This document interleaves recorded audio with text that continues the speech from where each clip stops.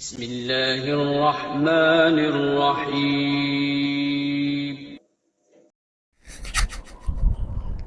میلاد کا جواز بکثرت آیات و احادیث اور سلف صالحین کے عمل سے ثابت ہے، اگرچہ جواز کے لیے یہ دلیل بھی کافی ہے کہ اس کی ممانعت شرع سے ثابت نہیں ہے، اور جس کام سے اللہ تعالیٰ اور رسول پاک صلی اللہ علیہ وآلہ وسلم نے منع نہیں فرمایا، وہ کسی کے منع کرنے سے ممنوع نہیں ہو سکتا۔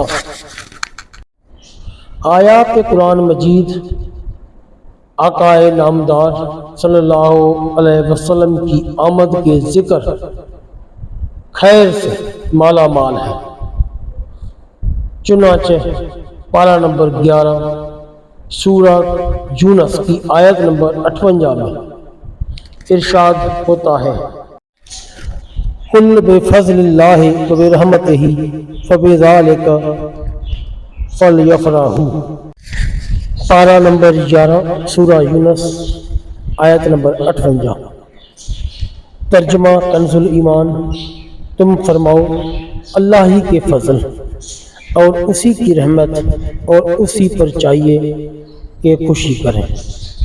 اس آیت سے معلوم ہوا کہ فضل و رحمت پر خوشی کرنا چاہیے، لہذا مسلمان حضور انور شافع محشر صلی اللہ علیہ وآلہ وسلم فضل و رحمت جان کر آپ صلی اللہ علیہ وآلہ وسلم کا ذکر کر کے خوشی مناتے ہیں، اور یہ حکم الہی ہے۔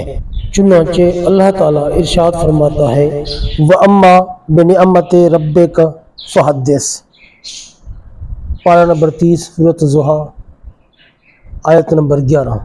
ترجمہ کنز الایمان۔ اور اپنے رب کی نعمت کا خوب چرچا کرو۔ نبی کریم رؤوف و رحیم حلیم و کریم عظیم صلی اللہ علیہ وآلہ وسلم اللہ تعالیٰ کی عظیم ترین نعمت ہیں، اور نعمت الہی کا چرچا کرنا حکم خداوندی ہے، لہذا مسلمان حبیب اکرم نور مجسم صلی اللہ علیہ وآلہ وسلم کو نعمت الہی سمجھتے ہوئے محفل میلاد کی صورت میں اس کا چرچا کرتے ہیں۔ بخاری شریف میں ہے، حضرت عروہ فرماتے ہیں، صوبیہ ابو لہب کی باندی تھی جسے اس نے حضور صلی اللہ علیہ وآلہ وسلم کی پیدائش کی خوشی میں آزاد کر دیا تھا۔ اس نے حضور صلی اللہ علیہ وآلہ وسلم کو دودھ بھی پلایا تھا۔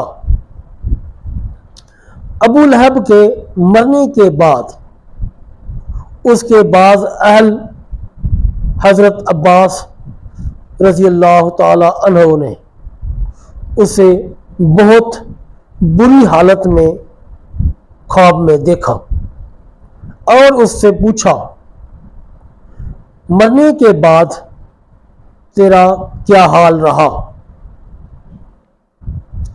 ابو لہب نے کہا، تم سے جدا ہو کر میں نے کوئی راحت نہیں پائی سوائے اس کے کہ میں تھوڑا سا سیراب کیا جاتا ہوں، اس لیے کہ میں نے حضور اکرم صلی اللہ علیہ وآلہ وسلم کی پیدائش کی خوشی میں صوبیہ کو آزاد کیا تھا۔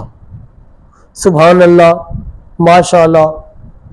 اللہ تعالی ہمیں ذکر مصطفیٰ بلند کرنے کی توفیق عطا فرمائے، آمین ثم آمین یا رب العالمین۔ دوستو، اگر آپ کو ہماری یہ ویڈیو پسند آئی ہو تو چینل کو لائک اور سبسکرائب کر دیں، اور بیل آئیکن کو بھی پریس کر دیں۔ جزاک اللہ خیرہ.